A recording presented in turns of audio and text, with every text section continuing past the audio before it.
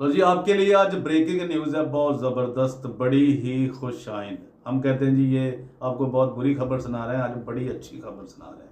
मैं अपने यानी जो मेरा पॉइंट ऑफ व्यू उसके हिसाब से कह रहा हूँ कि चर्च ऑफ पाकिस्तान का एक खबीस और ढीठ और जालम और पता नहीं उसने क्या क्या किया है, बिशप, साबिक बिशप, फार्मर बिशप जो, तो वो जनाब सादिक डैनियल कराची वाला, वो अदालत से भागते हुए पकड़ लिया गया।